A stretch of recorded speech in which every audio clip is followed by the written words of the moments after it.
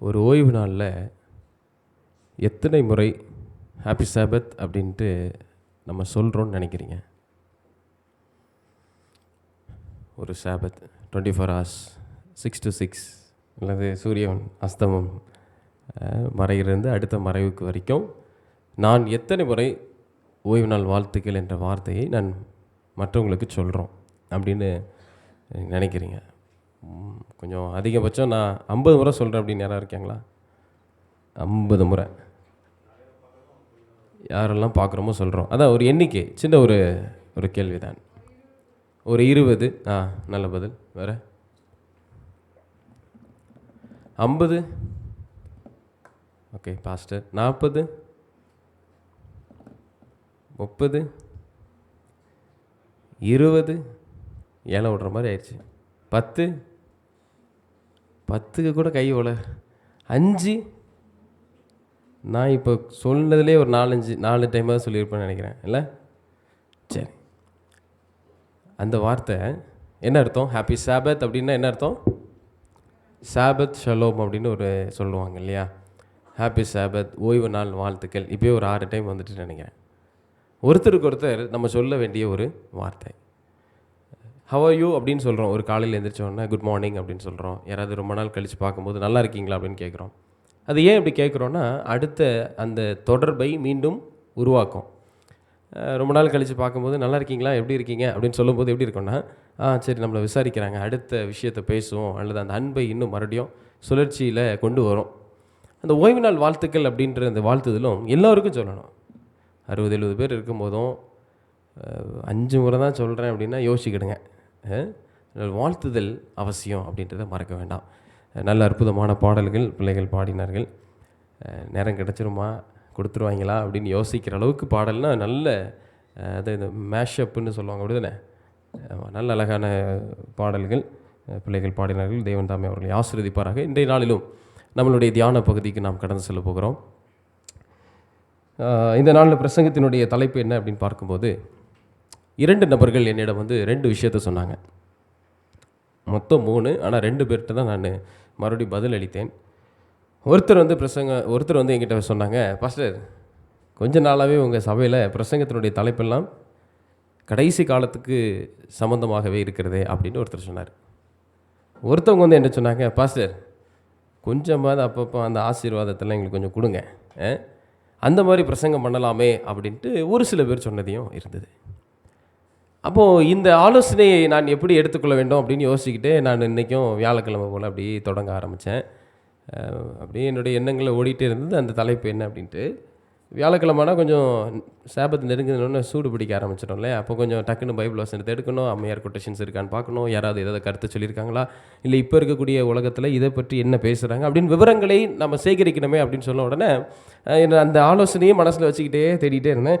அப்போ என்ன பிரசங்கத்தை பண்ணலாம் அப்படின்ட்டு.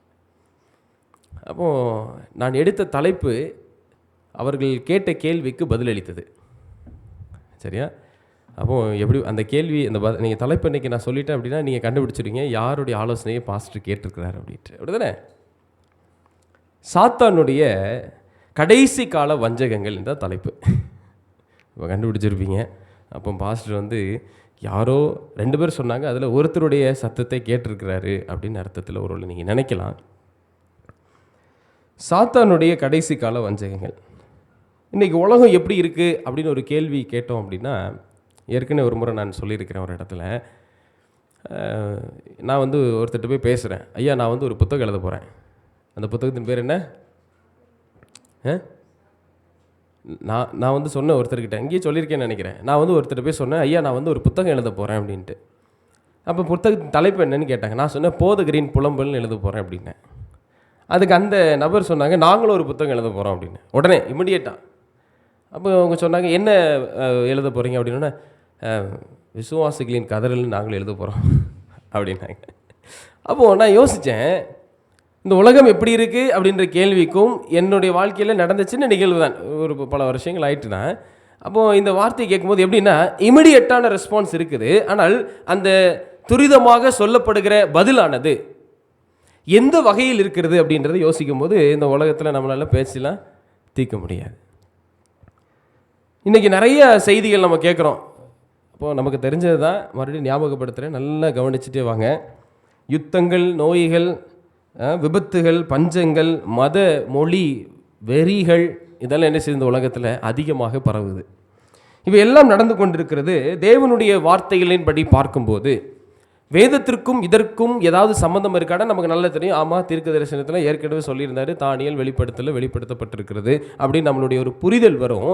ஆனால் இந்த யுத்தங்களும், சண்டைகளும், நோய்களும், விபத்துகளும், பஞ்சங்களும், மதவெறிகளும், சரிங்களா, இந்த விஷயங்கள் எல்லாம் சாத்தானுடைய வஞ்சகத்துக்குள்ளாக ஏதாவது வருதா, அல்லது பிசாசு என்று சொல்லுகிற அந்த சாத்தான் அவனுக்கும் நம்மளுடைய வாழ்க்கைக்கும் இப்படிப்பட்ட செயல் மூலமாக ஏதாவது கொண்டு வரானா அப்படின்றத என்ன செய்ய போகிறோம், நம்ம பார்க்க போகிறோம். ஒரு ஜெபத்தோடு நாம் கடந்து செல்வோம். பரிசுத்தமுள்ள நல்ல ஆண்டவரே, இந்த அற்புதமான இந்த வேலைக்காய் நன்றி செலுத்துகிறோம். இந்த நேரத்தில் நீர் எங்களோடு பேசும்படியாய் உம்மை அழைக்கிறோம். சாத்தானுடைய கடைசி காலகட்டத்தில் வாழ்கிற எங்களுக்கு அவனுடைய வஞ்சகத்தின் வலைகளிலே நாங்கள் சிக்கி கொள்ளாதபடிக்கு தேவன் நீர் எங்களை பாதுகாத்து வழி நடத்தும்படியாக நாங்கள் ஜெபிக்கிறோம். தொடர்ந்து நீர் எங்களோடு பேசும்படியாக உம்மை அழைக்கிறோம். இயேசுவின் நாமத்தில் ஜெபிக்கிறேன் நல்ல பிதாவே, ஆமென். ஒரு கதையோடு நான் ஆரம்பிக்க விரும்புகிறேன். கண்ணாடி உலகம் இன்றைய நிஜம் அப்படின்றது அந்த கதையோட தலைப்பு, சரிங்களா. கண்ணாடி உலகம் இன்றைய நிஜம் அப்படின்ற தலைப்பு. ஒரு கிராமத்தில் 2 நண்பர்கள் இருந்தாங்க. ஒருத்தருடைய பேர் வந்து ஜோ, இன்னொருத்தருடைய பேர் வந்து ஜி. ஒருத்தருடைய பேர் வந்து ஜோ, இன்னொருத்தர் பேர் வந்து ஜி. இந்த ஜோ, ஜி அப்படின்ற 2 பேர் என்னென்னா ரொம்ப நல்ல ஃப்ரெண்ட்ஸ், நல்ல நண்பர்கள், ஒன்றாக வளர்ந்து வர்றாங்க. அந்த ஜோஜி என்ன செய்கிறாங்க அப்படின்னா, ஒரு நல்ல வாலிபர்கள், சரிங்களா, இன்றைய காலத்துக்கு ஏற்ற இளைஞர்கள்னு சொல்லலாம். நல்லா பேசக்கூடியவங்க, நல்லா பாடுவாங்க, நல்ல இசை வாசிப்பாங்க, நல்ல ஒரு நபர்கள். இந்த ஜோஜி என்ன செய்கிறாங்கன்னா, எப்போது இந்த உலகம் முடியும், எப்போ இந்த உலகம் மாறும் அப்படின்னு சொல்லிட்டு யோசிக்க ஆரம்பித்தாங்களா. 2 பேரும் பேசிகிட்டு இருக்கிறாங்க. அவங்களுடைய உரையாடலில் இந்த பேச்செல்லாம் வருது. ஒரு நாள் அந்த அவங்க 2 பேரும் என்ன செய்கிறாங்கன்னா, அவங்க ஊர் பக்கத்தில் இருக்கக்கூடிய ஒரு நூலகத்துக்குள்ளே போகிறாங்க. ஒரு லைப்ரரியில் போயிட்டு ஒரு பாடத்தை படிப்போம், நம்ம இந்த உலகத்தை பற்றி தெரிஞ்சுக்கலாம் வாங்க அப்படின்னு சொல்லிட்டு இந்த ஜோ, ஜி அப்படின்ற 2 பேரும் என்ன செய்கிறாங்கன்னா அந்த நூலகத்துக்குள்ளே போகிறாங்க. அந்த லைப்ரரிக்குள்ளே போகும்போது அங்கே பார்த்த ஒரு புத்தகத்தின் பெயர் தான் கண்ணாடி உலகம் அப்படின்ற ஒரு புத்தகம் போட்டிருந்துச்சு. அதுக்கு கீழே சின்னதாக இன்றைய நிஜம் அப்படின்னு போட்டிருந்தார். அந்த ஆசிரியர் அதில் எழுதியிருக்கார். அந்த புத்தகத்தில் எழுதப்பட்ட நிகழ்வை நீங்கள் கவனிக்கணும். இந்த 2 பேரும் போகிறாங்க. ஜோஜினா யாருன்னு தெரியுதா? ஜோனத்தான், ஜீவன். நம்ம வச்சுக்கிடுவோம், நம்ம ஒரு கற்பனை கதை தான், அதனால் வச்சுருக்கேன். ஏன்னா அவங்க இந்த வாரத்தோட கடைசி ஓய்வு நாள் நம்மளோடு இருக்கிறது, அதனால தான் அவர்களை அதிகமாக நான் பயன்படுத்தினேன். அடுத்த வாரம் படிக்கிறதுக்கு போகிறாங்க இல்லையா. அதனால் அந்த 2 நண்பர்களை பயன்படுத்தி நம்ம இந்த பிரசங்கத்துக்குள்ளே நுழையலாம் அப்படின்னு தான் ஆசைப்பட்டேன். இந்த ஜோஜி என்ன செய்கிறாங்க அப்படின்னா உள்ளே வராங்க. அப்போ இந்த உலகம் ஒரு கண்ணாடி போல, அதன் மனிதர்கள் தங்களுடைய உண்மையை பார்க்கவில்லை அப்படின்னு பேசிக்கிறாங்க 2 பேரும். ஜோனத்தான் சொல்கிறான் ஜீவன்ட்ட, ஐயா இந்த உலகம் சரியில்லை, இந்த உலகம் பார்த்திங்கன்னா ஒரு கண்ணாடி உலகம் மாதிரி இருக்குது. கண்ணாடினா என்ன பண்ணுவோம், நான் போய் முன்னாடி நின்னேன் அப்படின்னு சொன்னால் என்னுடைய சரீரத்தில் இருக்கக்கூடிய குறைபாடை அது சொல்லும், அப்படி தானே. ஒரு மிரர் மண் நிற்கும் போது என்னோடய ஹேர் ஸ்டைல் கரெக்டாக இருக்கா, என்னோடய ஃபேஸ் எல்லாம் கரெக்டாக இருக்கா, நான் கரெக்டாக தான் இருக்கேன்னா இல்லையான்றதை, என்னுடைய குறைபாடை, என்னுடைய மிஸ்டேக்கை அது என்ன செய்யும்னா அழகாக காமிக்கும். நான் சரி செய்து கொள்ளக்கூடிய ஒரு இடம் கண்ணாடி. அப்போ இந்த உலகம் ஒரு கண்ணாடி போல இருக்குது அப்படின்னு சொல்லிட்டு இந்த புத்தகத்தை வாசி 2 பேரும் பேசிக்கிட்டே இருக்கிறாங்க. இந்த உலகத்தினுடைய நிலை என்ன அப்படின்னு சொல்லிட்டு ஜீவன் கேட்குறான். அப்போ அவன் சொல்கிறான், இந்த புத்தகத்தில் இருக்குது, நம்ம என்னன்றது படித்து பார்ப்போம் அப்படின்னு 2 பேரும் தொடர்ந்து அந்த புத்தகத்தை வாசிக்கிறாங்களாம். திறந்த உடனே முதல் பகுதியில் ஃபஸ்ட்டு சாப்டர் முதல் பகுதி என்ன வருதுன்னா, யுத்தம் மற்றும் அச்சம் அப்படின்னு ஒரு தலைப்பு போட்டிருந்தான். 2 பேர் படிக்கிறாங்க. ஃபஸ்ட்டு டாப்பிக்கே என்னது, போர் மற்றும், அதாவது யுத்தம் மற்றும் அச்சம் அப்படின்னு சொல்லிட்டு ஒரு டைட்டில் அவங்க பார்க்குறாங்க. நாடுகள் முழுவதும் பார்த்திங்கன்னா சண்டை, சின்ன சின்ன பிரச்சனைகள் எல்லாம் இன்றைக்கி பெரிய பிரச்சனையாக மாறுகிறது. சின்ன சின்ன மாற்றங்கள் எல்லாம் செய்யும்போது அதில் பெரிய தடைகள் வருகிறது. வீடுகள் அழிகிறது மற்றும் ஆயிரக்கணக்கான மக்கள் சாகுறாங்க. இப்படி பெரிய போராட்டங்கள்லாம் நடக்குது. இது வேதாகமத்தில் இயேசு சொன்ன தீர்க்க தரிசனத்துக்கு ஒப்பிட்டு இருக்குதா அப்படின்னு சொல்லிட்டு அந்த புத்தகத்தை வாசிக்கும் போது இவங்களுக்குள்ள பேசுகிறாங்க. அங்கே ஓரமாக ஒரு பகுதியில் மத்தேயு 24ஆம் அதிகாரம் வசனம் 6லேருந்து 7 வசனத்தை வாசிச்சிங்க அப்படின்னா அந்த 3 வசனங்களிலும் ஒரு அழகான ஒரு வார்த்தை போடப்பட்டிருக்கு. 2 வசனத்தில் மத்தேயு 24ஆம் அதிகாரம் வசனம் 6, 7 யுத்தங்களின் செய்திகளையும் கேள்விப்படுவீர்கள்.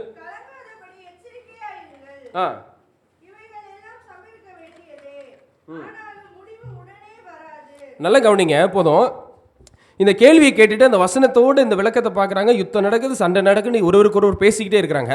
வசனத்தை பார்த்தோன்னே அவங்க யோசிக்க ஆரம்பிக்கிறாங்க, இது ஏற்கனவே சொல்லப்பட்ட ஒரு விஷயமாச்சே அப்படிங்கிறாங்க. அப்போ ஜீவன் சொல்கிறாரு ஜோனத்தன் கிட்ட, நம்ம புக்கை தான் பார்த்தோம், பைபிளில் இப்படி இருக்குன்னு சொல்கிறாங்களே அப்படின்ட்டு, இந்த லைப்ரரியில் பைபிள் இருக்கா அப்படின்னு சொல்லிட்டு ஜீவன் கேட்கவும் ஜோனத்தன் உடனே தேட போகிறார். தேடிட்டு ஒரு அலமாரியில் போய் கரெக்டாக பைபிள் இருக்குது. ஒரு ஆங்கில பைபிள் இருக்குது, ஒரு தமிழ் பைபிள் இருக்குது. அவங்களுக்கு வேண்டியதை எடுத்துகிட்டு உட்காந்து படிக்கிறாங்க. அப்போ அவங்க புரிஞ்சுக்கிறாங்க, அந்த 2 வாலிபர்களும், இந்த உலகத்தில் எதிர்காலத்தில் நடக்க போகிற காரியம் முன்னாடியே எச்சரிக்கப்பட்டிருக்கிறது அப்படின்றது என்ன செய்கிறாங்க, முதலாவது அவங்க புரிந்து கொள்கிறார்கள். இன்றைக்கு இந்த சபையும் நன்றாக அறிந்து கொள்ள வேண்டிய ஒரு பாடம், எதிர்காலத்தில் நம்முடைய வாழ்க்கையிலையோ இல்லை நம்மளுடைய வாழ்க்கையை சுற்றி நடக்கிற ஒவ்வொரு விஷயங்களும் ஏற்கனவே முன்பதாகவே இது எழுதப்பட்டிருக்கிறது. அப்போ இந்த சாத்தானுடைய வஞ்சகம் இந்த காலத்தில் எப்படி இருக்க போகுது, நம்ம தொடர்ச்சியாக சில பாடங்களை படித்துட்டு இருக்கிறோம். ஆசரிப்பு குறித்து படித்தோம். போன வாரம் என்ன படித்தோம், ஞாயிறு ஆசரிப்பு சட்டத்தை பற்றி படித்தோம். போன வாரம் என்ன படித்தோம், இக்கட்டு காலத்தில் எப்படி உபத்திரவ காலம் வரும்பொழுது மக்கள் எப்படி இருக்கணும்னு படித்தோம். அந்த உபத்திரவ காலத்துக்குள்ளே சாத்தான் எப்படிப்பட்ட வஞ்சகத்தை கொடுப்பான்றதை அடுத்த தொடர்ச்சியாக நம்ம படிச்சுட்டு இருக்கோம். அப்போ இவர்களுக்குள்ள பேசப்பட்ட அந்த கேள்வி இன்றைக்கு உலகம் முழுவதுக்கும் தோன்றுறது. அதுவும் அட்வென்ட் திருச்சபை குறிப்பாக சொல்லும்போது அவர்களுடைய சிந்தனைகளும் ஓடுகிற ஒரு குழப்பம் என்ன, ஒரு கேள்வி என்ன அப்படின்னா, இது என்றைக்கு நடக்கும்? நோய் மற்றும் பயங்கள், புதிய நோய்கள் எல்லாம் புதுசாக வருது. அப்போ ஜீவன் சொல்கிறான், இப்போ தானே ரீசெண்டாக ஒரு நோய் வந்துட்டு போச்சு, அதுக்கு பேர் என்ன, C-19 அப்படின்னு சொல்கிறாங்க, அப்படி தானே, COVID-19 அப்படின்னு சொல்கிறாங்க. அப்போ இந்த நோயெல்லாம் வருது, இதை விட பெரிய நோயெல்லாம் வருமானா உடனே ஜோனத்தன் சொல்கிறான், ஆமாம் நானும் நிறைய படித்து பார்த்தேன், இதில் நிறைய வரும் அப்படிங்கிறாங்க. அப்போ அந்த ஜோஜி என்ற வாலிபர்கள் இருவரும் என்ன செய்கிறாங்கன்னா, அநேக விஷயத்தை இந்த புத்தகத்தை வைத்து படிக்கிறாங்க. தொழில்நுட்பத்தில் பார்க்கும்போது பெரிய பிரச்சனை வருது, எக்கனாமிக் லெவலில் பார்க்கும்போது பெரிய அழிவுகள் வருகிறது, எப்படின்லாம் படிச்சுட்டே இருக்கும்போது இது கடைசியில் எங்கே இடிக்குது அப்படின்னா, அது யுத்தத்தில் தொடங்கி பிரச்சனையாக மாறி அது பயத்தை கொண்டு நோயில் கொண்டு போய் அதிலிருந்து ஒரு பயத்தை உருவாக்கி தொழில்நுட்பமான விஷயத்துலலாம் அழிவை கொண்டு ஆவிக்குரிய வஞ்சகத்தில் சேருது அப்படின்ற ஒரு புரிதலை இவர்கள் 2 பேரும் கண்டுபிடிச்சிட்டாங்க. ஒரு மனிதன் வஞ்சிக்கப்படுகிறான் என்று சொன்னால் வஞ்சனை தந்திரங்கள் எல்லாம் நேரடியாக என்ன செய்யாது, வராது. அப்போ எப்படி வரும்? உதாரணத்துக்கு பைபிள்லேயே நம்ம பார்க்க முடியும். ஆதியாகமம் 3ஆம் அதிகாரத்தில் முதல் 6 வசனத்தில் பார்த்தீங்கன்னா, ஏவாள் பாம்பின் மூலமாக வஞ்சிக்கப்பட்ட ஒரு விஷயத்தை பார்க்குறோம். ஆமாம் தானே? அதுக்கு ஒரு பெயர் கொடுக்கப்பட்டுச்சு, என்ன, பாம்பு சர்ப்பமானது தந்திரமாக இருந்தது அப்படின்னு போட்டிருக்கோம். இன்றைக்கி வஞ்சனை என்பது நம்மளுடைய வாழ்க்கையிலும் ஒரு தந்திரமாகத்தான் வரும். அப்படி சொல்லிட்டு வராது, நான் வஞ்சிக்கிறவன் வந்துட்டேன் பார் அப்படின்னு சொல்லாது. அது தந்திரமாக, யாருக்கும் தெரியாத வகையில், யாரும் பார்க்காத வகையில், யாரும் புரிந்து கொள்ளாத ஒரு வகையில் கூட, இமேஜ் கூட பண்ணி பார்க்க முடியாது எப்படி இந்த காரியம் வருது அப்படின்றத. அதுதான் வஞ்சகம் என்பதை பார்க்குறோம். இன்றைக்கி நிறைய நேரத்தில் பார்த்தீங்கன்னா, விளையாடுறதுலாம் நிறைய பேருக்கு பிடிக்கும், அப்படி தானே? கேம்ஸ் எத்தனை பேருக்கு பிடிக்கும்? ஸ்போர்ட்ஸ் எத்தனை பேருக்கு பிடிக்கும்? 2க்கு வித்தியாசம் இருக்குது. கேம்ஸ் அப்படின்னா அது வேறு, ஸ்போர்ட்ஸுன்றதுனா வேறு. 2ம் ஒரே இதுக்குள்ளே தான் வருது, ஆனால் கொஞ்சம் வித்தியாசம் இருக்குது, அப்படி தானே? அந்த ஸ்போர்ட்ஸ் அப்படின்னு சொல்லி பார்க்கும்போது கொஞ்சம் யாராவது சில ட்ரிக்ஸ் எல்லாம் யூஸ் பண்ணுவாங்க, சரிங்களா? ட்ரிக்ஸ்ன்னு சொல்லுவாங்க.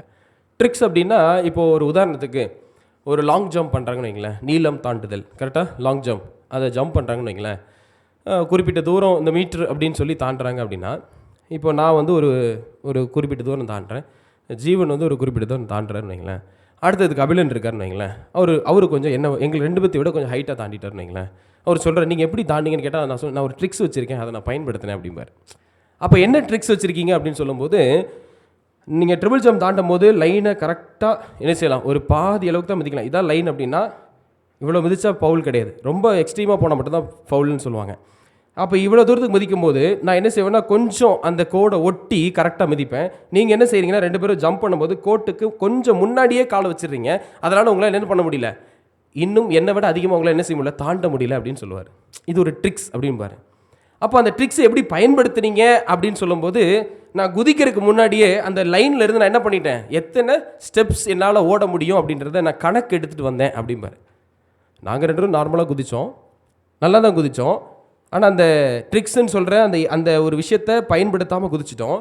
ஆனால் அவர் கரெக்டாக அந்த கோடுக்கு முன்னாடியே ஒரு 15 ஸ்டெப்ஸ் இல்லாட்டி ஒரு 20 அடி, அதாவது என்ன சொல்கிறது, ஒரு 15 அடி இல்லை 20 அடி எத்தனை முறை ஸ்டெப்ஸ் வைக்கிறாரோ அதை கவுண்ட் பண்ணிவிட்டு இங்கே வந்துட்டு விசில் சத்தம் கேட்ட உடனே அதன் அடிப்படையில் ஓடும்போது இன்னும் அதிகமாய் போனார். இது ஸ்போர்ட்ஸில் நடக்கிற சின்ன சின்ன விஷயங்கள். யோசிச்சு பாருங்கள். இந்த தந்திரம் என்று கூட சில நேரத்தில் இந்த ட்ரிக்ஸை காட்டிலும் பெருசாக இருக்கும். ஒருவேளை அங்கே நிற்கிற அம்பையர் கபிலனுடைய மாமாவாக இருந்தாருன்னா என்ன சொல்லுவார்? நல்லா இது பண்ணியிருக்கீங்க, நல்லா தான் ஜம்ப் பண்ணீங்க, நீங்கள் என்ன செய்யுங்க வாங்க அப்படின்னு சொல்லி நீ குதிப்பா அப்படின்னு சொல்லி விட்டுடலாம். ஏன்னா சொந்தக்காரங்க ஒருவேளை ஏமாத்தலாம். இன்றைக்கி டேலண்ட்டுன்னு சொல்லிடுறாங்க. ஏமாத்துறது என்ன சொல்கிறாங்க இன்றைக்கி? ஒரு டேலண்ட். ஊரில் பாட்டி அம்மாவுடைய அம்மா இறந்ததுங்கப்போ என்னுடைய அத்தை பையன் அவங்களுக்குள்ளே விளாண்டுட்டு இருந்தோம் சொந்தக்காரங்க கூட. அப்போது விளாண்டுட்டே இருக்கும்போது ஒரு சின்ன ஒரு ஏமாற்றம் அங்கே நடந்தது. அப்போது அந்த ஏமாற்றத்து நடந்துருச்சுன்னு கண்டுபிடிச்சிட்டோம் நாங்கள். அப்போ நாங்கள் சொல்கிறோம், இது இல்லை போங்கு, என்ன சொல்லுவோம், போங்கு தானே சொல்லுவோம், இதெல்லாம் போங்கு, அதாவது ஏமாற்றி விட்டீங்க அப்படின்னு சொல்லிட்டு சொல்கிறோம். இல்லை அதெல்லாம் இல்லை, இது கேமோட ட்ரிக்ஸ் அப்படின்னாங்க. கேமோட ட்ரிக்ஸ்னால் என்னென்னு புரியுதா? ஏமாத்துறதுன்னு என்னென்னு புரியுதா? நாங்கள் கண்டுபிடிச்சிட்டோம், கையும் காலமாக மாட்டியாச்சு. அவங்க இதுக்கு சப்போர்ட் பண்ண ஒரு ஆள் வரும்போது அந்த வார்த்தையை சொன்னாங்க, இல்லை இது அவனுடைய டேலண்ட். எப்படி வஞ்சிக்கிறது, ஏமாத்துவது அவனுடைய டேலண்ட் அப்படின்னாங்க. எனக்கு ஒரே ஆச்சரியம். நான் ரொம்ப வெக்ஸ் ஆகிட்டேன் ஒரு மாதிரி. என்ன தான் சொந்தக்காரர் தான், இல்லைன்னு சொல்ல வரல. ஆனால் அந்த வார்த்தையை கேட்கும்போது கஷ்டமாயிடுச்சு. நான் அவங்கக்கிட்ட வாக்குவாதம் கொடுக்குறேன். எங்களை ஏமாற்றி இருக்கக்கூடிய நபரை நீங்கள் எப்படி, அவன் உண்மையைத்தான் சொல்லியிருக்கான், அது அவனுடைய தாளந்து எப்படின்னு சொல்லி எப்படி பேரை மாற்ற முடியும் உங்களால்? அப்போ இன்றைக்கு உலகத்தில் சாத்தானானவன் இன்னைக்கு தேவனுடைய பிள்ளைகளை வஞ்சிப்பதற்கு எழும்பும் போது நாம் எவ்வளவு தூரத்திலே மிகவும் விழித்திருந்தால் மட்டும்தான் நம்மளால் தப்பிக்க முடியும். ஆனால் இது எந்த அளவுக்கு தந்திரமாக வர்றான் அப்படின்னா, இது அநேக தாளந்து என்று சொல்லுகிறது மூலமாக கூட உள்ள வருவான். அது பாடலாக இருக்கலாம், இசையாக இருக்கலாம், என்ன மாதிரி பிரசங்கிக்கிற வார்த்தைகளாக இருக்கலாம், எது வேண்டுமென்னாலும் இருக்கலாம். இன்னைக்கு ஏமாற்றத்தை டேலண்ட் என்று சொல்லுகிற அளவுக்கு உலகம் என்ன செஞ்சிருச்சு, மாறிட்டு. ஆமாம் அந்த தம்பி கொஞ்சம் நியாயமாக இல்லாத மாதிரி இருக்குது, அவரை கொஞ்சம் வெளியே தள்ளுங்க சொல்லிடுறாங்களா பார்ப்போம். அவர்களுக்கு சாதகமான ஒரு நபராக இருந்தால் மட்டும், இப்போ ஒருவேளை கபிலன் மாமா அங்கே நின்றுட்டு இருந்தாருன்னு வைங்களேன், கபிலன் இப்போ தாண்டும் போது நான் குதிச்சிட்டேன்னா, இல்லை ஆகாஷ் கொஞ்சம் அதிகமாக குதிச்சிட்டாரு, அவரை வெளியே தள்ளுங்க, என் மருமகன் தான் குதிக்கிறான்னு சொல்லிடலாம். ஏன்னா அங்கே அவருக்கு முக்கியமான ஆள் இருக்கலாம். டேலண்ட் எது? வஞ்சகத்தை ஏமாற்றுவதை டேலண்ட் என்று சொல்கிறோம். இன்றைக்கி இந்த ஜோஜி 2 பேரும் படிச்சுக்கிட்டே இருக்கும்போது இது எல்லாம் அவங்களுக்குள்ள எலும்புப்படுகிற ஒரு கேள்வி. சிந்திக்கிறாங்க, எத்தனை பேர் இந்த வேதத்தை திறந்து இன்றைக்கி படிக்கிறாங்க, எத்தனை பேர் இன்றைக்கி ஜோம் பண்ணுறாங்க, எத்தனை பேர் வேதம் வாசிக்கிறாங்க, எத்தனை பேர் சபைக்கு சரியான ஒரு விதத்தில் வர்றாங்க, சரியான நேரத்துக்கும் வர்றாங்க, இப்படின்ற யோசனைகள்லாம் அவங்க பேசிகிட்டு இருக்கும்போது இந்த உலகம் எப்படி ஜீவன் இருக்குதுன்னு ஜோனத்தான் ஜீவனை பார்த்து கேட்க, எப்படி இருக்குது யோசிச்சு கொண்டே வராங்க. அந்த நாளில் இவர்கள் பேசின அந்த காரியத்தில் அவங்க 2 பேரும் கேட்டுட்டு மனசில் ரொம்ப ஒரு பாரத்தோட நம்ம ஒரு தீர்மானம் எடுப்போம், நம்ம இருவரும் சேர்ந்து ஒரு தீர்மானம் எடுப்போம், இதை மாற்றுவதற்கு ஏதாவது வழி இருக்குதா அப்படின்னு சொல்லும்போது ஜோஜியில் ஒரு ஆள் என்ன செய்ய, பெருமூச்சு விட்டுட்டு, வாய்ப்பே இல்லை, நம்ம உலகத்தை என்ன செய்ய முடியாது, மாற்ற முடியாது அப்படிங்கிறாங்க. இன்னொருத்தர் சொல்கிறாங்க, முயற்சி பண்ணி தான் பார்ப்போமே அப்படின்ட்டு. 2 பேரும் நட்பு இல்லை, 2 பேரும் இன்னும் தொடர்ந்து போகிறாங்க. போர் அப்படின்னு ஒன்று நடக்குதுன்னா அந்த இடத்துல சமாதானம் வந்துச்சுன்னா பிரச்சனையே இல்லையே அப்படின்னு பேசிக்கிறாங்க. பயம் அப்படின்ற ஒரு விஷயங்கள் வரும்பொழுது அங்கே நம்பிக்கைன்ற ஒரு காரியம் வந்துச்சுன்னா அது போயிருமே அப்படின்னு பேசிக்கிறாங்க. பொய்கள் அப்படின்ற வர்ற இடத்துலலாம் உண்மை சத்தியம் என்று வந்துச்சு அப்படின்னா அங்கே பிரச்சனை இல்லையே அப்படின்னு சொல்லி பேசிக்கிறாங்க. ஒரு ஆவிக்குரிய ஒரு எழுச்சி கிடைக்கும் அப்படின்னு சொல்லி நின்றாங்க அப்படின்னா அங்கே ஜபமும் அங்கே வேத வாசிப்பும் இருந்துச்சுன்னு சொன்னால் அங்கே பிரச்சனையே வராதே அப்படின்னு சொல்லி இருவருக்குள்ளேயும் ஜோஜி பேசி கொண்டு இருக்கிறாங்க. இன்றைக்கு இந்த கதை மூலமாக நான் படிக்கிற ஒரு பாடம் என்னென்னா, உலகம் இப்போது கண்ணாடி உலகம் போல அப்படின்னு சொன்னோம் இல்லையா. கண்ணாடி முன்னாடி போயிட்டு நிற்கும்போது ஒரு விதமாக தான் இருக்குது. கண்ணாடி விட்டு கொஞ்சம் அப்புறமோ இல்லை இப்பறமோ எந்த பக்கமாவது நீங்கள் திரும்பிட்டீங்கன்னா வேறு விதமாக தான் இருக்கும். நார்மலாக நீங்கள் எல்லோரும் எப்படி எந்த மாதிரி கண்ணாடி யூஸ் பண்ணுறீங்கன்னு தெரியல, எனக்கு கண்ணாடிகள் பெயர்கள்லாம் பெருசாக தெரியாது. நம்ம ஒரு உருவம் இந்த அளவுக்கு இருக்குன்னா இதை விட கொஞ்சம் பெருசாக தான் காமிக்கும் கண்ணாடி. எத்தனை பேர் அதை உணர்ந்துருக்கிறீங்கன்னு தெரில. இல்லை நான் குண்டாக இருக்கனால நான் நோட் பண்ணி பார்ப்பேன், அதை நமக்கு அப்படி எதாவது தெரியுதா அப்படின்ட்டு. கொஞ்சம் குண்டாக இருக்கிற மாதிரி இருக்கும். நீங்கள் கை விரலை வேணால் இன்னொரு மாதிரி டெஸ்ட் பண்ணி பாருங்கள். கண்ணாடி பக்கத்தில் இப்படி வச்சுட்டு மறுபடியும் கை இப்படி எடுத்து பாருங்கள். இந்த தன்மைக்கும் அந்த கண்ணாடியில் பார்க்குற தன்மைக்கும் கொஞ்சம் வித்தியாசமாக இருக்கும். இல்லை? என்ன மாதிரி ஒல்லியாக இருக்கிறவங்க மட்டும், என்ன மாதிரி குண்டாக இருக்கிறவங்களாம் தலையாட்டுறாங்க. ஆமாம் பஸ், நான் பார்த்துருக்கேன். யோசிச்சு பாருங்கள், அந்த கண்ணாடி போல தான் இந்த உலகம் இருக்குது. ஆனால் அதை அப்படியே புரிந்து கொள்ளாமல் வேறு விதமாக அது என்ன அப்படின்றத நம்ம நினச்சுவோம். தொடர்ந்து பார்ப்போம். வஞ்சகம் அப்படின்னா என்ன? ஒரு ப்ராக்டிக்கலாக சில கேள்வி, ஒரு 15 to 20 minutes முடிச்சிடலாம். வஞ்சகம்னா என்ன? நான் அந்த மைக் எடுக்க ஆரம்பிச்சிட்டேன். வஞ்சகம்னா என்ன? இது இந்த மைக் நிற்கிற வரையும் பேசலாம். ஓகே, ஏமாற்றம். வேற? வஞ்சகம்னா வேற என்ன? ஏமாற்றம். என்னங்க? தந்திரம். ஓகே, தந்திரம். வேற? இதோ ஒரு வஞ்சகம் தான். ஒரு மணி நேரம் மைக்கை தொட்டுருவாரு விட்டுற. சொல்லுங்க பாப்போம். வஞ்சகம்னா ஏமாற்றம், தந்திரம். வேற என்னெல்லாம் சொல்லலாம்? மற்றவங்களுக்கு கெடுது நினைப்பது. சரி, நல்ல ஒரு பதில். வேற? துரோக செயல். வார்த்தைலாம் சும்மா கண்ணீர் வருது. துரோக செயல். வேற? வஞ்சகம். ரொம்ப சிம்பிளாக படிக்கணும் அப்படின்னா, வஞ்சகம் அப்படின்னு சொல்லும்போது என்ன அர்த்தம்னா, உண்மையை போல காட்டப்படும் ஒரு பொய். இல்லையா பாஸ்டர்? இது பேர் கொய்யாப்பழம் தான் அப்படின்னு சொல்லிட்டு பேரிக்காவை காமிச்சா எப்படி இருக்கும்? ஒரு 4 பேர் சேர்ந்துட்டு ஒரு காலையில் 5 மணிக்கு ஒருத்தர் எந்திரிக்கிறான்னு வைங்களேன். எந்திரிச்சோன்னா அவன் முன்னாடி போயிட்டு, எப்பா கொய்யாப்பழம் இதை வச்சுட்டு இந்த பேரிக்காய் சாப்பிடுப்பா அப்படின்னு சொல்லும்போது, அவன் தூக்கத்துலையும் பார்க்கும்போதே இது கொய்யாக்காப்பா எடுத்துகிட்டு போன்னு சொல்லுவான். அவன் தெளிவாக தான் சொல்லியிருப்பான். பக்கத்தில் அந்த ரூமில் ஒரு 4 பேர் இருந்தாங்கன்னா, நல்லா பாடுறா அது பேரிக்காடா அப்படின்னு சொல்லும்போது, ஒருவேளை இருக்குமோன்னு சொல்லிட்டு என்ன செய்வான் அவன்? ஆமான்னு தான் சொல்லுவான். நிறைய பேர் ஆமான்றீங்க, எனக்கு புரியுது. அப்போ நிறைய அனுபவிச்சிருக்கீங்க.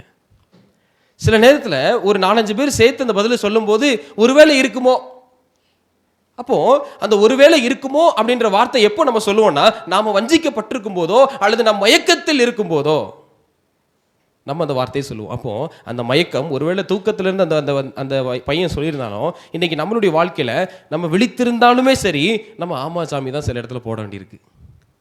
ஏன்னா நம்ம ஒரு விதமான மயக்கத்தில் இருப்போம். அது எந்த மயக்கம் வேணாலும் இருக்கலாம். அது பணமாக இருக்கலாம், உணவாக இருக்கலாம், நிலமாக இருக்கலாம், பொண்ணாக இருக்கலாம், பொருளாக இருக்கலாம், எது வேண்டுமானாலும் இருக்கலாம். ஆனால் ஒரு மயக்கத்தில் இல்லாத பட்சத்தில் நாம் சரியாக இருப்போம். மயக்கம் இருக்கும் பட்சத்தில் கண்டிப்பாக என்னோட பதில் எப்படி தான் இருக்கும்? எல்லாரும் என்ன சொல்கிறாங்களோ அதையே சொல்லுவோம். அப்போ நான் நிற்க வேண்டும், என் ஆண்டவருக்காக இருக்கணும், இது உண்மை அப்படின்னு சொல்கிற அந்த ஸ்டாண்டர்ட் அப்படின்னு சொல்கிற விஷயத்தில் நம்மளால் நிற்க முடியாது. அப்போ வஞ்சகம் என்று சொல்லும்போது உண்மையை போல காட்டப்படும் ஒரு பொய். இன்னைக்கு சாத்தான் எப்பொழுது தேவனுடைய சத்தியத்தை போல அந்த பேசிக்கொண்டு நடந்து கொண்டு பாவத்தை இன்னைக்கு மூடிக்கொண்டு என்ன செய்யறான் அப்படின்னா, இன்னைக்கு உலகத்தில் சுற்றி திரிகிறான். இந்த கடைசி காலத்தினுடைய செய்திகள் எல்லாமே நம்மளை விழிப்பாக இருக்கணும், வஞ்சகத்தில் மாட்டக்கூடாது என்ற ஒரு பெரும்பான ஒரு சத்தியத்தின் அடிப்படையில் தான் இருக்குது. சாத்தனுடைய முக்கியமான ஒரு ஆயுதம் அல்லது வஞ்சகம் அப்படின்னா எதை நினைக்கிறீங்க? சேட்டனோட ரொம்ப மோஸ்ட் இம்பார்ட்டண்டான ஒரு டூல் என்னவாக இருக்கும்? வஞ்சிக்கிறதுக்கு அவன் எதை பயன்படுத்துவான்னு நினைக்கிறீங்க? ரொம்ப மோஸ்ட் இம்பார்ட்டண்டாக நினைக்கிறது என்னது? என்னங்க? எது உண்மையோ அதை ஓகே அதை எதிர்ப்பான், உண்மையை எதிர்ப்பான். வேற? இதுதான் பாஸ்டர் சேட்டனோட பெரிய ஒரு ஸ்ட்ராட்டஜியோட இருக்கலாம், அல்லது இதை வச்சு அவன் ரொம்ப பெரிய ஒரு கிளர்ச்சியை செய்யலாம். அப்படின்னா எந்த ஒரு விஷயம்? எஸ் பாஸ்டர், பொய். ஓகே, நம்மளுடைய பலவீனம், நம்மளுடைய வீக்னஸ் மூலமாக. Very good. வேற ஏதாவது இருக்கா? சரி, மோஸ்ட் இம்பார்ட்டன்ட் இந்த ரெண்டையுமே வச்சுக்கோமே. பாஸ்டர் சொன்ன மாதிரி பொய் அப்படின்ற விஷயம், இந்த பொய் அப்படின்ற குணம் அல்லது பொய் அப்படின்ற ஒரு விஷயம் இங்கே இருந்து புறப்படலை, அது அங்கேருந்தே வந்துருச்சுன்னு சொல்லி படிச்சிட்டோம். அப்படி தானே? இதெல்லாம் பழைய வரலாறுகள் நமக்கு தெரியும். இந்த பொய் எவ்வளவு பழமையான ஒரு தாத்தாவாக இருந்தாலும் இன்னைக்கு என்ன செய்ய மாட்டேங்குது? நம்மளை விட்டு போக மாட்டேங்குது. நீ போ அப்படின்னு சொன்னாலுமே அது போவாது. பொய் அப்படிதான். நியூ இயர் அன்னைக்கு ஒரு தீர்மானம் வரும்னு நம்ம எடுக்கிறோம் வைங்களேன். இனிமேல் 2025 ஆண்டுக்குள் நான் கால் வைக்கிறேன் ஆண்டவரே, பொய்யே என் வாயில் வரக்கூடாதுன்னு சொல்லிட்டு திரும்புறதுக்குள்ள, பிரதர் எத்தனை மணிக்கு வந்தீங்க? 5:30 வந்துட்டேன் பாஸ்டர், அப்போயே ப்ரேயர்னு சொன்னார். சில நேரத்தில் இந்த மாதிரி அனுபவம் வரும். இப்படி தீர்மானம் வச்சுட்டு இப்படி கையை கொடுக்குறதுக்குள்ள முடிஞ்சு கதை. ஏன்னா அந்த பொய்ன்ற விஷயம் ஏதோ புதுசாக வந்த ஒரு விஷயம் இல்லை, அது பரம்பரையாக இருக்கிற ஒரு விஷயம். அப்போ வஞ்சனை அப்படின்னு சொல்லும் பொழுது சாத்தான் மிகவும் தந்திரமாக அந்த பொய் என்ற குணத்துக்குள்ளாக நுழைவதை நம்ம பார்க்க முடியும். ஆதியாகமம் 3ஆம் அதிகாரத்தில் வாசிக்கும் போது நமக்கு தெரியும், அதை வாசிக்க வேண்டாம். இப்போ அந்த 3ஆம் அதிகாரத்தில் முதல் 5 வசனத்தில் வாசிக்கும் போது ஏவாள் வஞ்சித்த அந்த வஞ்சனையில் பார்க்கும்போதும் அதான் பொய் சொல்லி தான் அந்த இடத்துல வந்தான். எல்னோட் அம்மையார் எழுதுறாங்க லாஸ்ட் டே ஈவெண்ட்ஸ் என்ற புத்தகத்தில், சாத்தான் தன்னை தேவனாகவே காட்டுவான், அற்புதங்கள், சாட்சிகள், குணமாக்குதல் இவைகளெல்லாம் மக்களை வஞ்சிப்பான். எதிலெல்லாம் வஞ்சிப்பான்னா அற்புதங்கள், சாட்சிகள் மற்றும் குணமாக்குதல், ஹீலிங் என்ற ப்ராசஸில் கூட என்ன செய்யான், அவன் வஞ்சிக்கிறான் அப்படின்றத அம்மையார் எழுதுறாங்க. அப்போ சாத்தானுடைய கடைசி வஞ்சகங்கள் என்ன அப்படின்னு சொல்லி பார்ப்போம். மத்தேயு 24ஆம் அதிகாரம் வசனம் 24, யாராவது வாசிங்க. Matthew chapter 24 verse 24. மத்தேயு 24.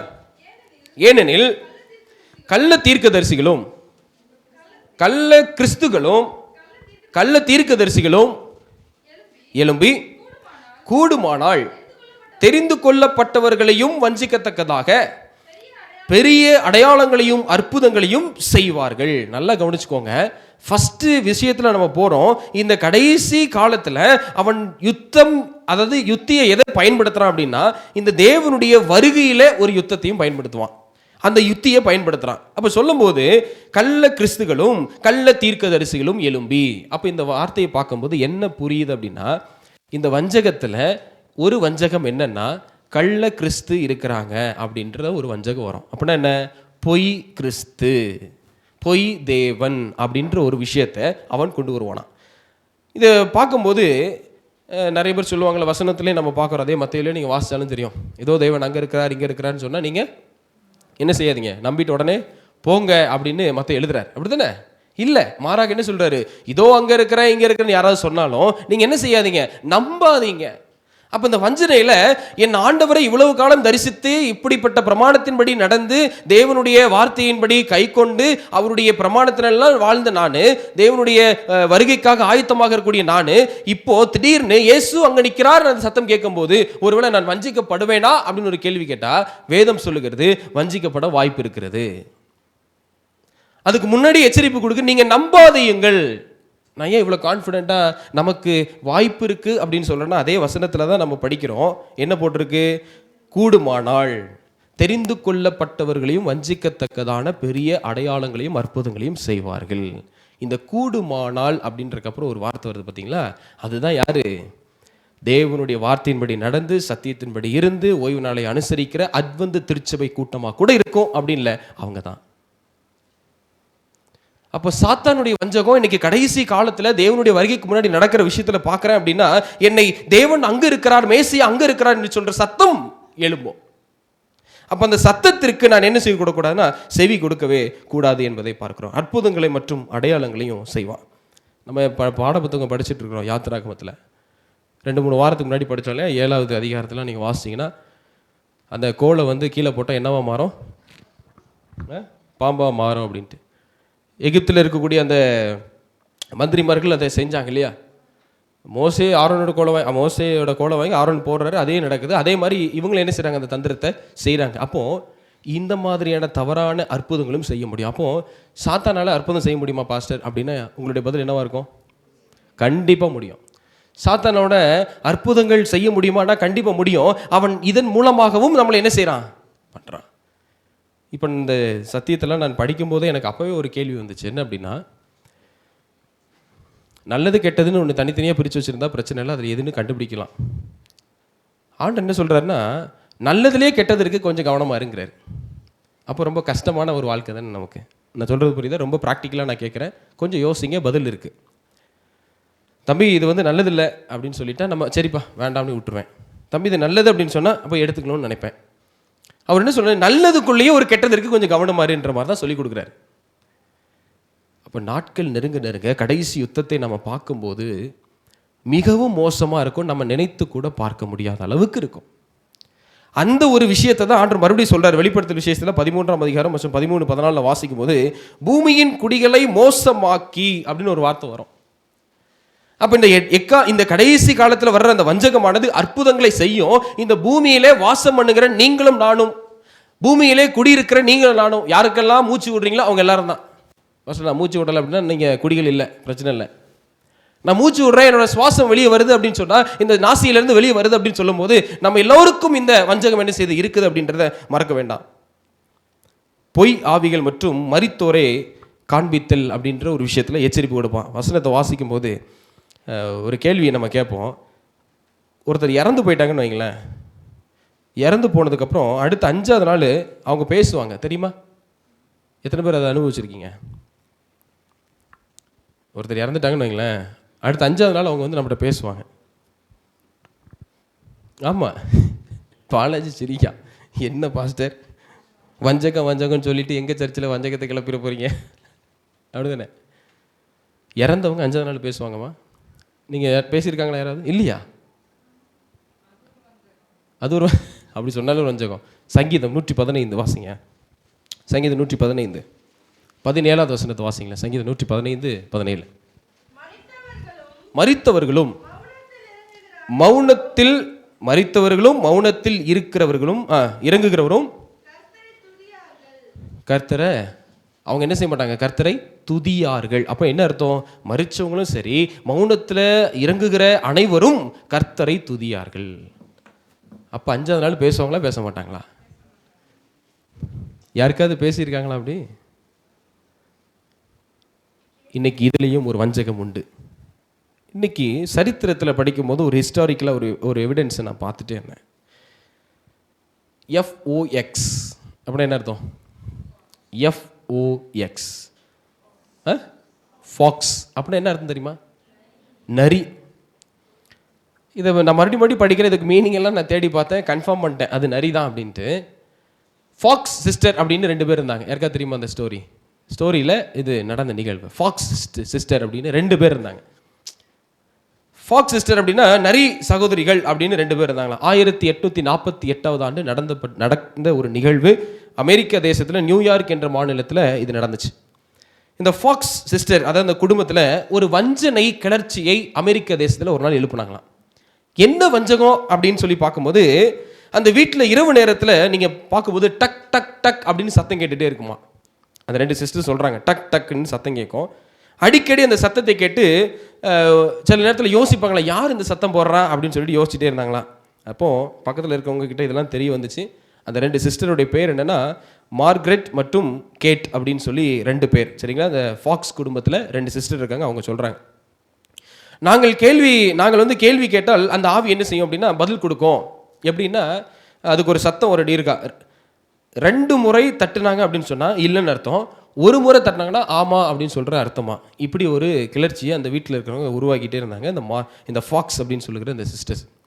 இதை கேட்டு பக்கத்தில் இருக்கவங்களும் நிறைய பேர் வந்துட்டு, உங்கள் வீட்டில் தட்டு சத்தம் கேட்குதா? ஆமாம், தட்டுற சத்தம் கேட்குது. எங்கள் வீட்டில் அப்படிலாம் இல்லையே அப்படின்னு சொல்லிட்டு அவங்க நம்பவே இல்லை. இந்த விஷயத்தை பேசி அந்த குடும்பம் வந்து ரொம்ப அதிகமாக பேசி வந்து அதை ஒரு தீயாக பரவி விட்டாங்க. ரொம்ப பெரிய இதாகிடுச்சு. எந்த அளவுக்கு இது முடிஞ்சதுன்னா அமெரிக்க தேசத்துக்கு முழுசும் தெரிஞ்சுது. 1848 நடந்த நிகழ்வு இது.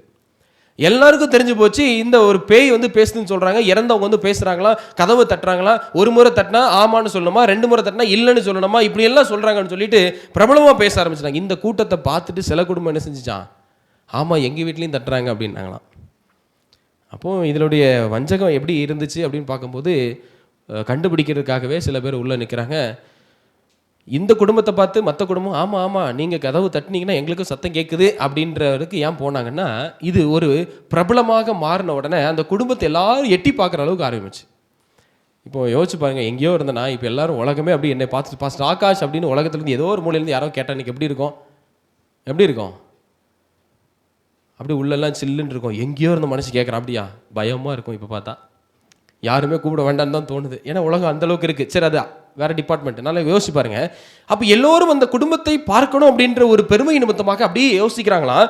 யோசிக்கும் போது இந்த கூட்டத்திலேருந்து எல்லாரும் மற்றவங்களாம் சொல்லிட்டாங்க இது உண்மைதான் அப்படின்ட்டு. அப்போது அந்த இடத்துல தான் ஒன்று ஆரம்பிச்சு தான் ஸ்பிரிச்சுவலிசம் அப்படின்னு சொல்கிறோம் இல்லையா, ஆன்மீக காரியங்கள் அப்போ அங்கே ஆரம்பிக்குது.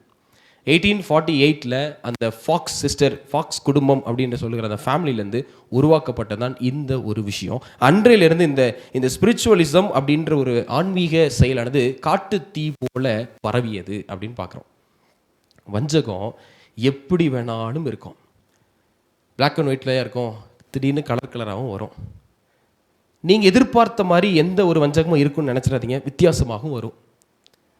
நீங்கள் யோசிக்கவே மாட்டீங்களா, இந்த வகையில் நமக்கு யாராவது பிரச்சனை பண்ணுவாங்களா, அந்த வகையில் பிரச்சனை வந்திருக்கும்.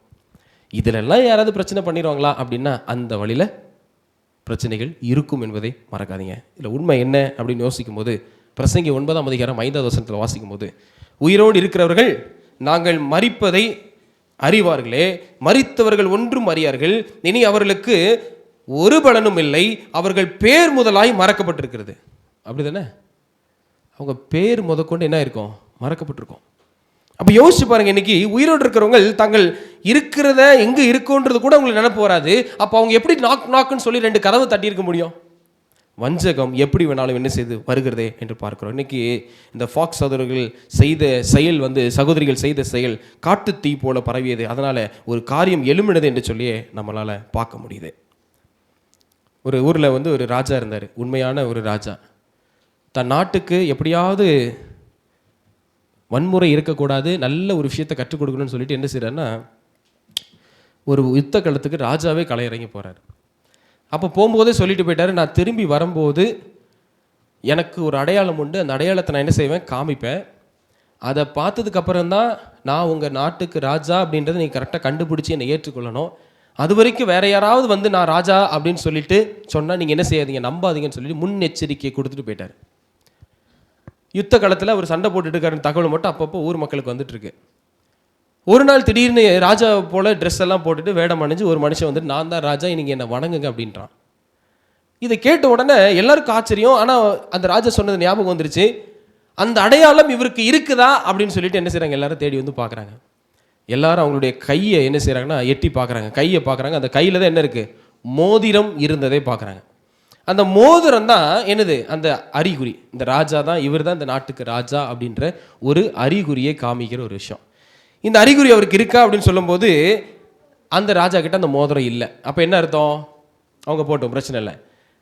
அவங்க என்ன அர்த்தம்? அந்த மோதிரம் இருக்கா அப்படின்னு பார்க்கும்போது இல்லை. அப்போ அந்த மோதிரத்துக்கு தான் என்ன அடையாளம்? இதுதான் இந்த ராஜா இந்த நாட்டுக்குன்ற அடையாளத்தை குறிக்குது.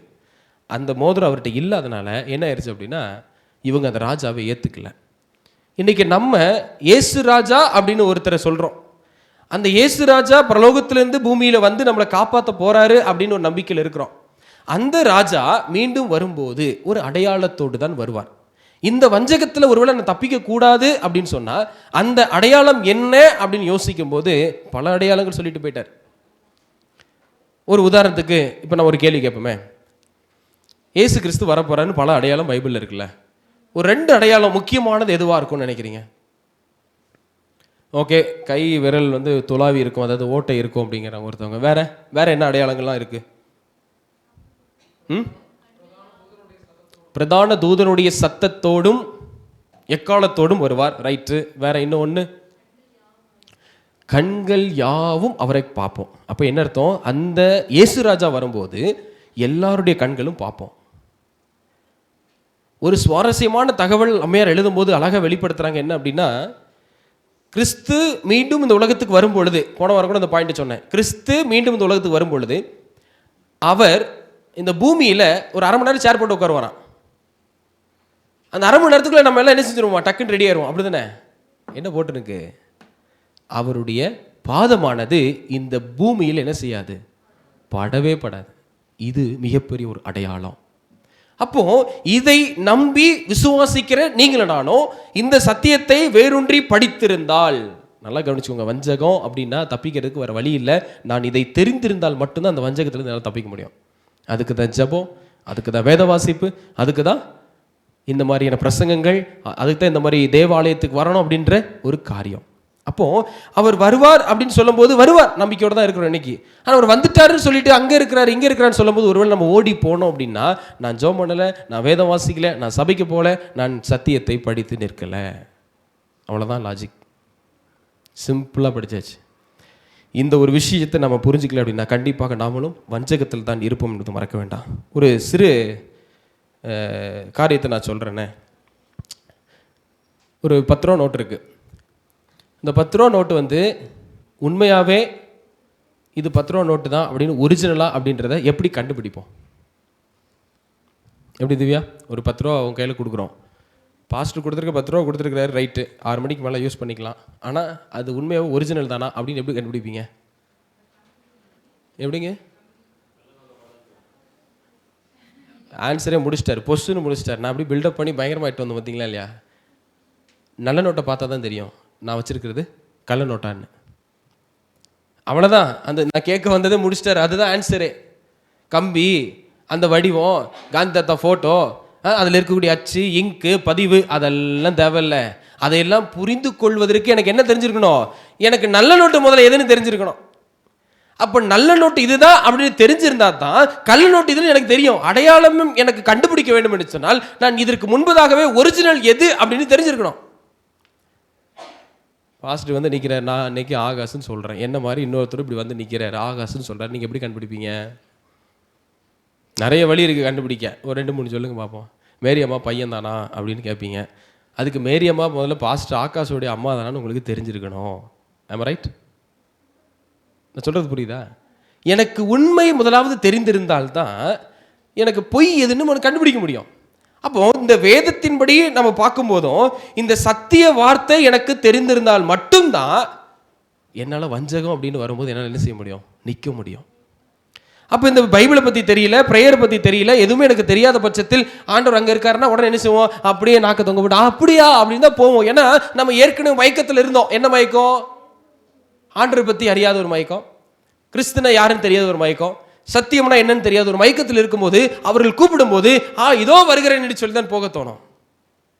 அப்போ இப்படிப்பட்ட நிலையில் இருக்கும்போது கடைசி காலத்தில் சாத்தான் நம்மளை வஞ்சிக்கும் போது நாம் விழுந்து போயிடுவோம் அப்படின்றத ஒருபோதும் நீங்கள் மறக்க வேண்டாம். அம்மையாருடைய கொட்டேஷன் ஒன்று வாசி நான் முடிக்கிறேன். அதே லாஸ்ட் டே ஈவெண்ட்ஸ் என்ற புத்தகத்தில் 166 பக்கத்தில் எழுதுகிறாங்க, மிகுந்த வஞ்சகங்கள் நடக்கும்போது தேவனுடைய மக்கள் வேதத்தின் வார்த்தையில் நம்பிக்கையாய் நின்று கொள்வார்கள், அப்பொழுதுதான் அவர்கள் வெற்றி பெறுவார்கள். மீண்டும் வாசிக்கிறேன், மிகுந்த வஞ்சகங்கள் நடக்கும்போது, அதிகமான வஞ்சகம் இந்த உலகத்தில் நெருங்கும் போது தேவனுடைய மக்கள் வேதத்தின் வார்த்தையின் நம்பிக்கையாய் நின்று, அப்போ பைபிளை படிச்சிருந்தா தான் வேதத்தின் வார்த்தையில் நம்பிக்கையை நிற்க முடியும்.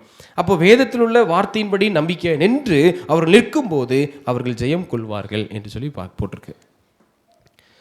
ஏன் பாஸ்டர் காலையிலே டிவோஷனல், எதுக்கு பாஸ்டர் ஜெபம், எதுக்கு ஃபேமிலி ப்ரேயர், எதுக்கு தனி ஜெபம், நிறைய கேள்வி. 10வது குறைக்கு லாக்டவுன் வந்தது அப்படின்னு சொல்லும்போது ஜூம் மீட்டிங், எக்கச்சக்க ஜூம் மீட்டிங் நடந்துச்சு. இப்படி திரும்பினா ஒரு ஜூம் மீட்டிங்கு, அந்த பக்கம் திரும்பினா ஒரு ஜூம் மீட்டிங்கு, காலையில் சாயங்காலம் மிட் நைட்டு எவ்வளவோட ப்ரேயர்ஸ் நடக்குது. யாருக்கு வேறு வேலை பொழப்பு இல்லாமல் பண்ணுறாங்க. இந்த ஒரே சின்ன கருத்தை மனதில் வைத்துட்டு நம்மளுடைய சபை இன்றைக்கி கடந்து செல்லணும். தேவையில்லாமல் எந்த ஜபங்களும், தேவையில்லாத எந்த நிகழ்வுகளும் இந்த உலகத்தில் நடக்கலை. பிரசங்கிக்கப்படுகிறது, சத்தியங்கள் ஏறெடுக்கப்படுகிறது அப்படின்னு சொல்லும்போது அது தேவையில்லை என்பதை ஒருபோதும் நீங்கள் மறக்கக்கூடாது.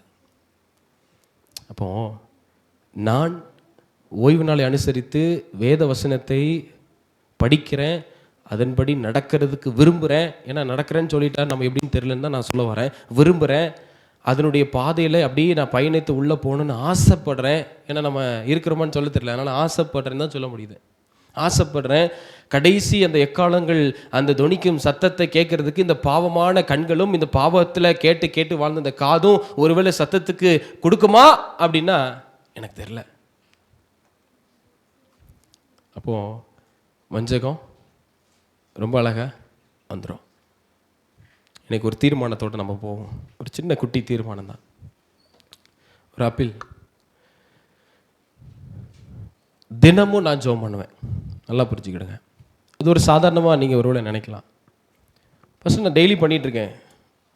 டெய்லி பர்சனல் ப்ரேயர் எனக்கு இருக்க தான் செய்யுது. தினமும் நான் ஜெபம் பண்ணணும். அந்த தீர்மானம் எடுங்க. ஒரு 10 நிமிஷமாவது ஒரு அதிகாரத்தை இல்லை எதையாவது வாசிக்கிறேன், ஒரு தீர்மானம் எடுங்க. குட்டி குட்டி மாற்றங்கள் நம்மளுடைய வாழ்க்கையில் பெருசாக என்ன செய்யும்? மாறும். சின்ன சின்ன ஸ்மால் சொல்லுவாங்களே, சிறுக சேமித்தால், ஒரு பழமொழி சொல்லுவாங்க தெரியுமா? சிறு துளி பெருவெள்ளம். இதே ஸ்பிரிச்சுவல் லைஃப்ல நம்ம கமிட் பண்ணி பாருங்கள். சின்ன மாற்றம் போதும் பெரிய ஒரு மாற்றத்துக்கு என்னை கொண்டு செல்லும். வஞ்சகம், நான் மறுபடியும் சொல்கிறேன், எந்த வகையில் இன்னைக்கு இருந்தது எனக்கு தெரியல. நினைத்து பார்க்க முடியாத அளவுக்கு வஞ்சகங்கள் வரும். நல்லா தானே பேசிகிட்டு இருந்தாங்க அந்த மனுஷன், என்ன இப்படி மாறிட்டாரு? வஞ்சகம் இருக்கலாம். நல்லா தானே லைஃப் போயிட்டு இருந்து திடீர்னு ஏன் ஒரு மாதிரி பிரேக் அடிக்குது? இருக்கலாம். வஞ்சகங்கள் எப்பொழுது வேணாலும், யார் வேண்டுமானாலும், எப்படி வேண்டுமானாலும் அதை செய்யலாம். அந்த வஞ்சகத்துக்குள் நாம் சிக்கி விடாதபடிக்கு இறுதி காலத்தில் நான் நெருங்கி நிற்கவில்லை என்றால் நான் நிச்சயமாக சாத்தானுடைய கைகளிலே மாட்டிக்கொள்ளுகிற நிலைமையில் எனக்கு வரும். அப்படிப்பட்ட வஞ்சகத்தில் மாட்டிக்கொள்ளாதபடி கர்த்தர் நம்மளை பாதுகாக்க முடியாது. நாம் ஜெபித்து நம்முடைய வாழ்க்கையில் தொடர்ந்து நம்முடைய வாழ்க்கையை முயற்சி செய்வோம். கர்த்தர் நம்ம ஒவ்வொருவரையும் ஆசீர்வதித்து வழி நடத்துவாராக. ஆமென்.